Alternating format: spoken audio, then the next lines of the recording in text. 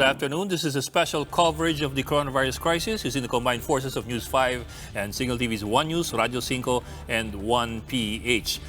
Makakapanayan po natin si JC Cosico mula sa Ninoy Aquino Stadium sa Pasay City kung saan naka-quarantine po ngayon ang mga COVID-positive patients na meron lamang mild symptoms kasama po yung mga asymptomatic patients. JC, kamusta ang sitwasyon dyan?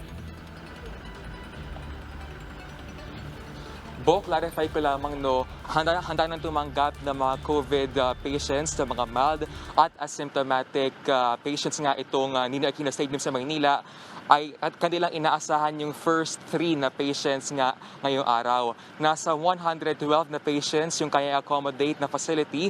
Meron din silang kanya-kanyang cubicle na mayroong side table. Meron din silang kanya-kanyang mga nursing stations or yung merong mga nursing stations na assigned sa kanila para nga organized yung pag-aalaga doon sa mga pasyente. Nakapaskil na rin na kanilang daily schedule, oras nga na sila ma-admit dito. Una nang sinabi ng DOH at ng BCDA na magbubukas ang facility noong 1 linggo, pero mayroon pang ilang inayos gaya nga sa waste management, kaya bahagyang naantala. Kabilang pa nga doon sa mga ibibigay doon sa mga pasyente dito ay meron din silang free wifi na access at gayon din yung kanilang mga pagkain, At saka meron din naman daw nakalatag ng mga safety protocols oras nga na ma-admit na nga yung mga pasyente dito. Okay, so para lang klaro, ngayong araw pa lang darating yung unang 3 pasyente. Wala pang tao dyan sa ngayon. Yes, ngayong hapon inaasahan na darating nga yung first 3 na COVID-positive patients dito nga sa Ninoy Aquino Stadium. Sinasabi ng DOH ay ang kanilang inaasahan talaga na last week ay mag-uumpisa na nga yung operations nitong Ninoy Aquino Stadium, pero bahagyan na antala nga kasi meron pa sila ilang pinlansya, kabilang na nga dyan yung sa waste management. And apart from this, ay mag-i-inspection nga din yung mga otoridad dito sa World Trade Center and sa PICC na mag-serve din as the quarantine sites ng pamahalaan. Tapos kagaya ng sabi mo, ito ay para sa mga asymptomatic o walang sintomas na pasyente o kaya yung mga meron lamang mild symptoms. Pero paano yung protocol kung sakaling biglang lumala yung condition ng pasyente? Paano ang sistema dyan? Do they have something already in mind? Do they have something ready in terms of protocol? Ang sinasabi ng DOH doon sa kanilang mga nakakalipas na panayama, ang reason talaga nitong pagkatayo nga ng mga quarantine centers ay para nga ma-decongest yung mga ospital. Ibig sabihin yung mga ospital para lamang ito doon sa mga severe patients. Now, ang sinasabi ng DOH, oras na talaga lumala itong mga patients na ito ay ililipat naman sila doon sa mga ospital na meron ng mga facilities para nga, for example, yung mga need na i-intubate, doon sila i-cater. Okay. Siguro yung tanong ng maraming tao, lalo na yung publiko, kasi narinig, sa likod mo may mga dumadang sasakyan . So, number 1, is it a high traffic area ng mga tao at saka mga sasakyan? At number 2, may assurance ba yung DOH na walang problema in terms of transmission of infection from those inside to those outside?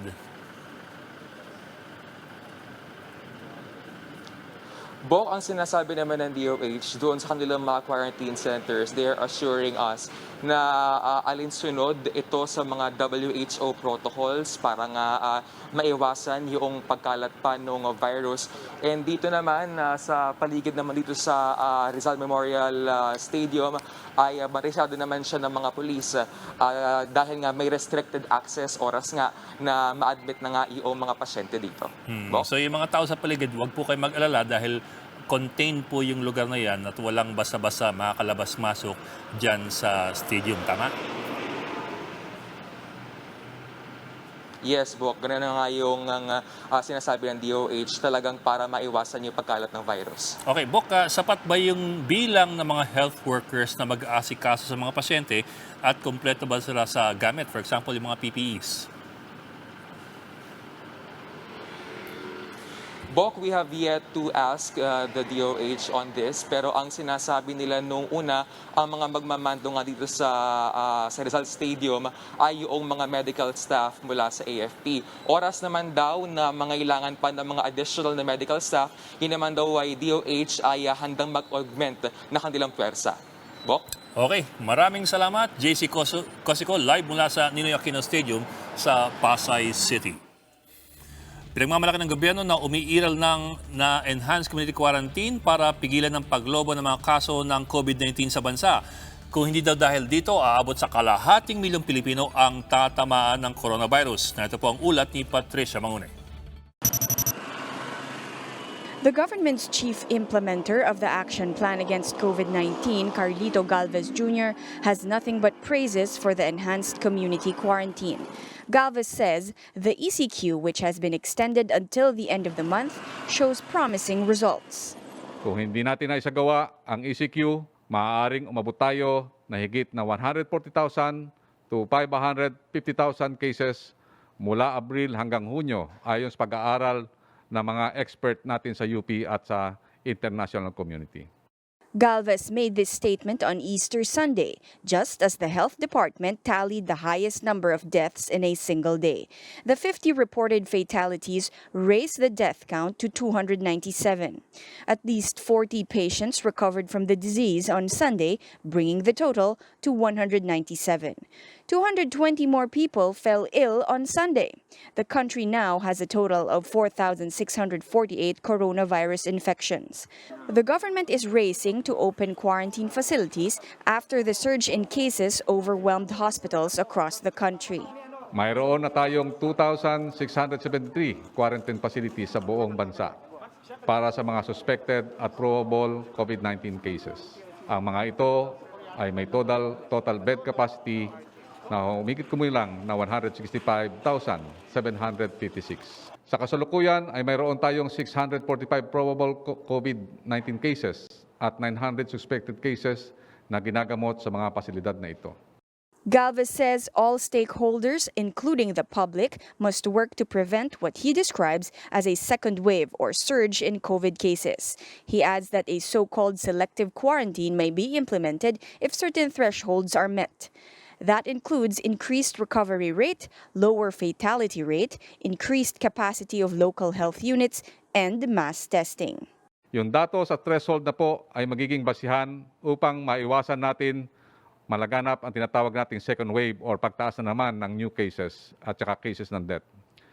Let us not waste our efforts and gains that we achieved during the past 3 under ECQ. Maaari po magkaroon ng selective quarantine kung magiging maayos po ang ating pagsunod sa ECQ.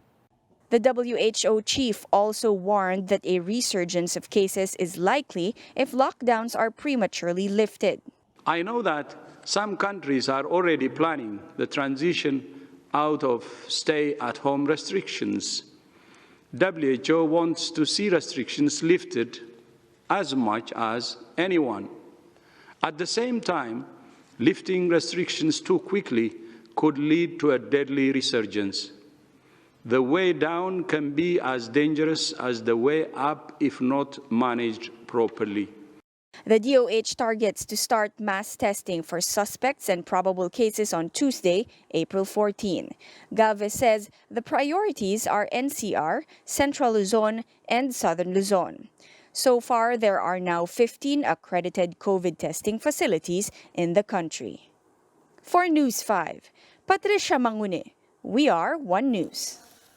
Binago na po ng Department of Health ang guidelines sa pagmomonitor ng mga kaso ng COVID-19 sa bansa. Sa bagong kategorya, hindi na po gagamitin ang mga terms na PUM or Persons Under Monitoring as well as yung PUI o yung mga Persons Under Investigation. Papalitan na po ito ng Suspect, Probable at Confirmed.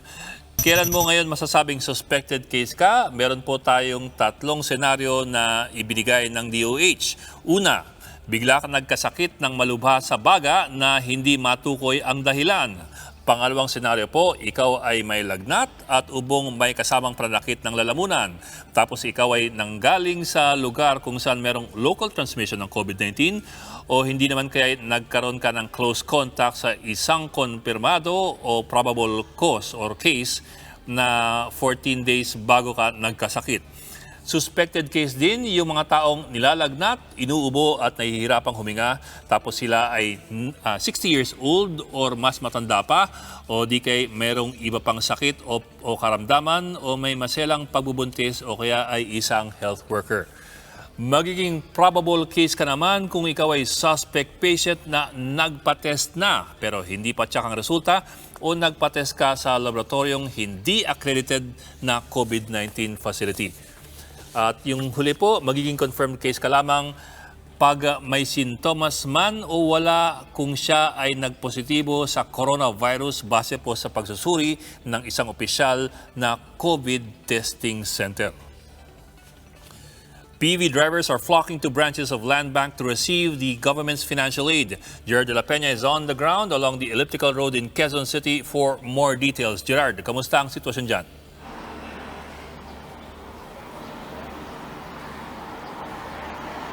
Bok, umiiral pa rin nga yung enhanced community quarantine sa buong Luzon at dapat nga ay nasa kanilang mga bahay-bahay na lamang yung mga hindi naman frontliner. Pero kita natin dito, dinagsa yung mga branches ng Land Bank of the Philippines. Ang mga nakapila dito ay yung mga driver ng public utility vehicles na kukuha ng tulong pampinansyal mula sa Land Transportation Franchising and Regulatory Board. Nasa 5,000 pesos hanggang 8,000 pesos ang ibibigay na dole out ng ahensya sa kada tsuper, depende sa kung saang probinsya sila nakatira. Dito sa Metro Manila, 8,000 piso kada buwan ang makukuha ng mga driver, 8,000 para sa Marso at 8,000 rin para ngayong Abril.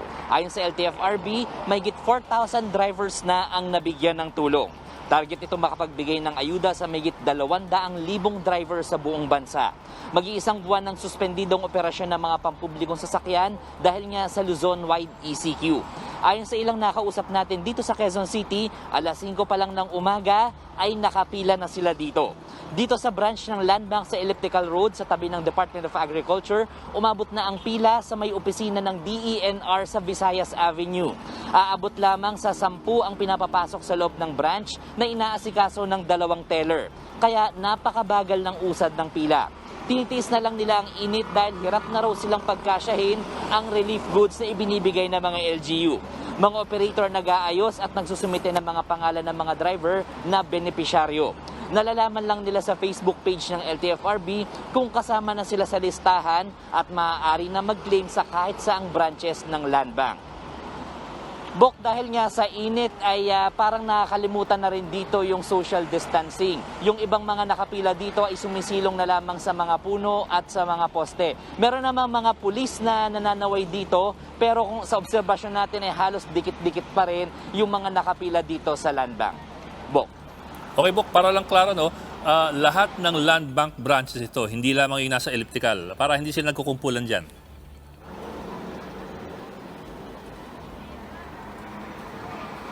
Well, Bok, merong mga Land Bank branches na sarado, pero ang sabi sa atin ng mga opisyal ng DOTR, kung ikaw ay nasa listahan ng LTFRB, ay pwede kang mag-claim sa kahit saang Land Bank branches na bukas. So dito sa Metro Manila, ilan lamang sa mga bukas, well, karamihan naman ay bukas. Ilan sa mga nadaanan natin ngayon ay itong nandito sa Elliptical Road at doon sa Muñoz. Yun nga lang, doon sa mga may balak mag-claim ngayong araw na ito, ayun nga, warning lang natin, napakahaba ng pila. Okay, so lahat ng Land Bank branches na bukas ay maaari nilang puntahan.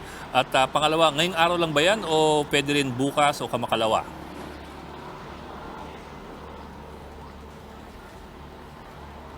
Bok, pwede naman bukas o sa makalawa as long as nandun yung kanilang pangalan doon sa listahan ng DOTR or ng LTFRB. Sa ngayon nga kasi 4,000 pa lang yung nabibigyan ng tulong at ang target niya ay mahigit 200,000 para sa buong bansa. So mukhang matagal-tagal pa itong pagbibigay nilang ito ng tulong para sa ating mga driver. Bok. Naku, 4,000 na to 200,000, ang konti pa lang ng na-approve nila.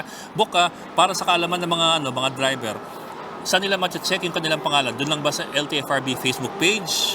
Is there any other way for them to check? And kung hindi pa sila nakakapag-apply, how does it go?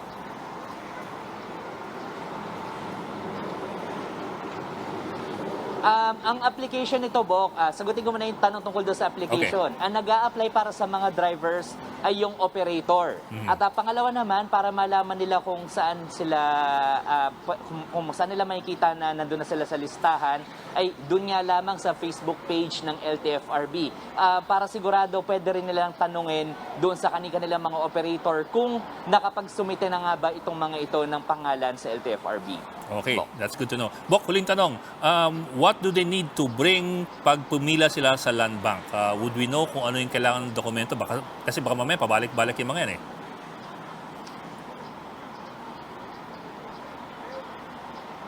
Good question, Bok. Nakalimutan ko sabihin sa aking report. Dapat ay magdala sila ng kanilang driver's license at magdala rin ng 2 photocopy nitong driver's license na ito.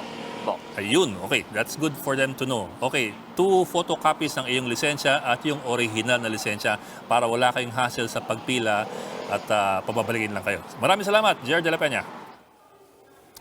Paalala po ng gobyerno, huwag basta-basta maniniwala sa mga nababasa sa internet tungkol sa sinasabing mga gamot laban sa COVID-19. Cabinet Secretary Carla Nograles warns the public walang katiyakan kung tatala ba mga ito laban po doon sa virus. Nograles adds, do not experiment with these drugs o kaya naman gumawa ng sarili niyong kombinasyon lalo na kung hindi naman ito aprobado ng Food and Drug Administration o yung FDA o kaya ng Department of Health. Just last month, the FDA refuted the alleged cure that was circulating online using a combination of an anesthetic and a type of steroid. Sa ngayon po, wala pa pong aprobadong gamot o kaya bakuna laban po sa COVID-19. At bukas na po sisimulan ng gobyerno ang mass testing para sa COVID-19. Makakausap natin si Marcel Halili ng News 5 para sa iba pang detalye. Mase, let's talk about targets muna. Ano yung mga target ng gobyerno pagdating sa mass testing na sisimulan dapat bukas?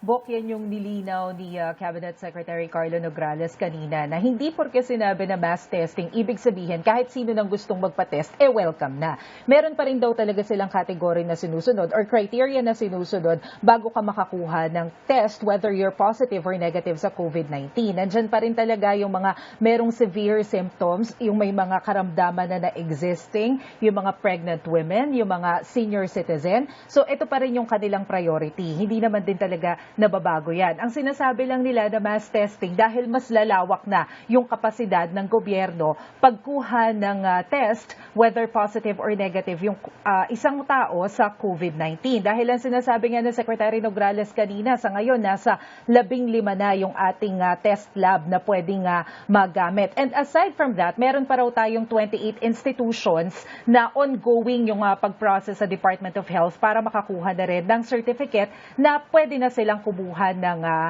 test whether COVID positive or negative yung isang pasyente. And aside from that, nasa 30 plus pa yung nagpahayag na rin ng interest na ma-qualify para nga dito sa pag-test sa COVID-19.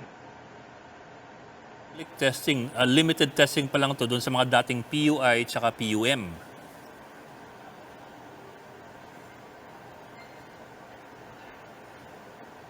Yes, tama ka, Bok. Limitado pa rin to. Hindi porke napapraning ka or napaparanoid ka na feeling mo, baka meron kang nararamdaman or anything, hindi ka rin pwedeng basta-basta pumunta sa laboratorio.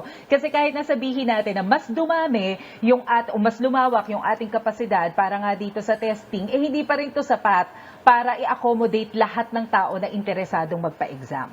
And so far, we've only tested around 33,000 out of a population of 108 million. Ngayon, Mase, nung weekend, may sinabi si Secretary Nograles about yung public disclosure ng mga nag-positive na COVID-19 patients na kailangan nilang i-publicly disclose yung kanilang personal details pag sila nag-positive. Pero mayroong qualifier ata si Secretary Nograles sino lamang ang kailangan mag-disclose, kanino at anong mga detalye lamang ang pwedeng ilabas?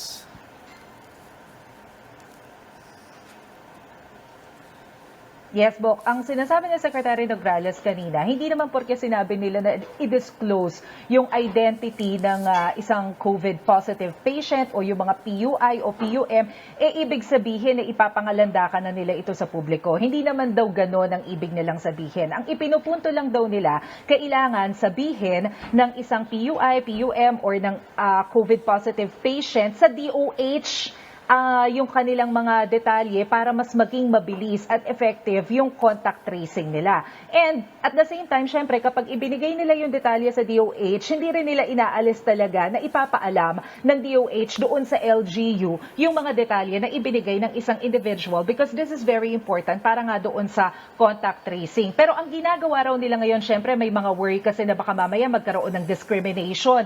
Meron na rin kasi na-experience yung ibang mga kababayan natin na healthcare workers tsaka yung mga COVID-positive na patients na nadidiscriminate kapag nalalaman doon sa lugar nila na positibo pala sila.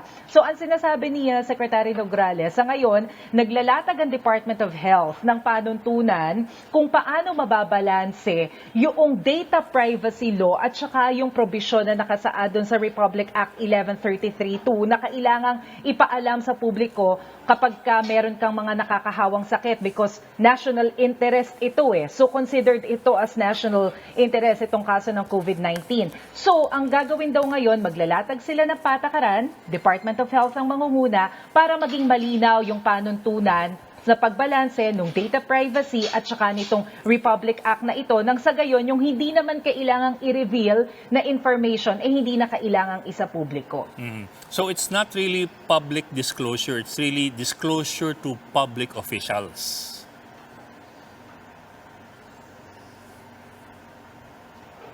Yes, tama ka, Bok. Disclosure doon sa public officials. At saka maidagdag ko na rin, Bok, kanina sinabi na rin ni MMDA spokesperson Asek Pialago na naglabas na ng resolusyon yung Metro Manila Council na nagkasundo yung mga mayors ng Metro Manila para magpasa na rin ng ordinansa na anti-discrimination doon sa kanilang lugar because of the reports nga na merong discrimination na na-experience yung mga healthcare workers at yung mga COVID patients. Okay, Bok, huling tanong, may lumabas na balita na si Atty. Harry Roque ay muling tinalaga bilang spokesman ng Pangulo. Totoo ba yun? At anong detalye?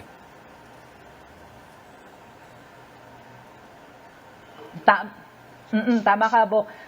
Ipinahayag yan ni Senator Bongo sa isang panayam kanina na si former Secretary Harry Roque balik sa kanyang posisyon bilang tagapagsalita nga ng Pangulo na kinumpirma naman ni Secretary Salvador Panelo sa isang text message sa atin kanina. Sinasabi nga niya na totoo yun, na balik na sa posisyon bilang presidential spokesperson si Harry Roque at sabi nga ni Atty. Harry Roque magsisimula siya ngayong hapon pagkagaling lamang daw niya doon sa aktibidad niya sa UPLB, didiretso na raw siya sa Malacanang para gampanan yung kanyang tungkulin. Pero si Secretary Panelo mananatili pa rin naman sa gabinete ng Pangulo bilang Presidential Chief Legal Counsel. Okay, maraming salamat, Maricel Halili. And that's the latest on the enhanced and expanded community quarantine. For more updates, follow News 5, The Philippine Star, and Business World Online. I'm Ed Lingao. We are One News.